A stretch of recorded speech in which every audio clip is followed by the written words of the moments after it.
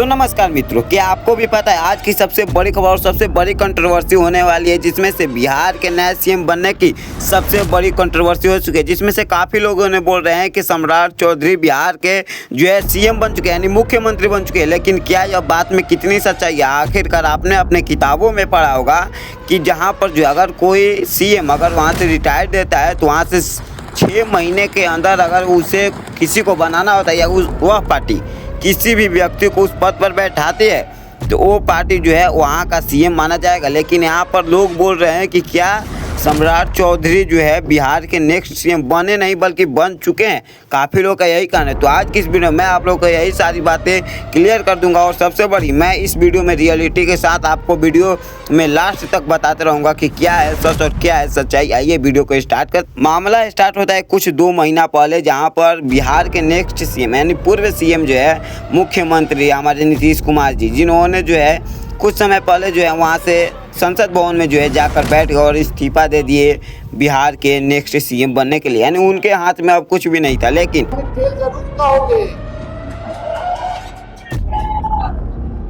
उनके सर्टिफिकेट का जांच नहीं होगा। अरे हम तो 9वीं फेल नहीं 9वीं पास है भाई, हम फेल हुए नहीं कभी। तो हमको तो ज्यादा टिप्पा टिप्पणी नहीं करना। एक डिग्री नहीं है लोगों के पास, कई डिग्री है।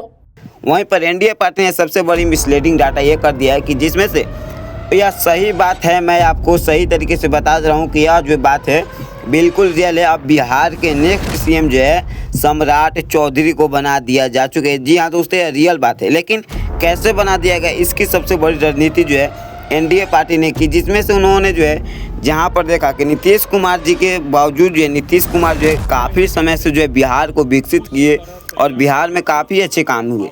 लेकिन कुछ लोगों का कहना अलग होता है और कुछ लोगों का कहना अलग होता है, क्योंकि जनता एक समान नहीं होती।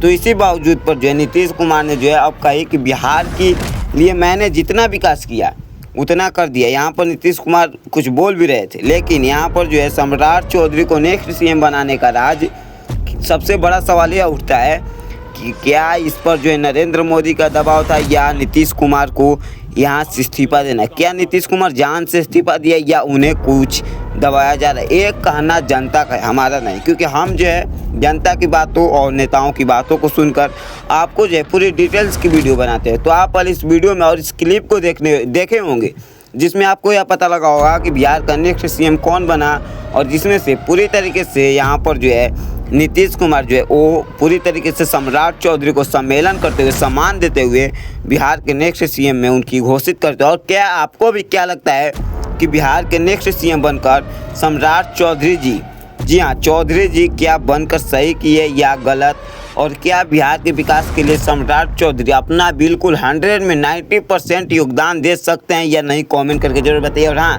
ऐसे न्यूज़ और सबसे रियलिटी न्यूज़ के लिए आप हमारे चैनल को सब्सक्राइब। तो दोस्तों ऐसी न्यूज़ के लिए आप हमारे चैनल को देखते रहिए और हाँ अभी लास्ट तक देखते रहिए, क्योंकि नरेंद्र मोदी और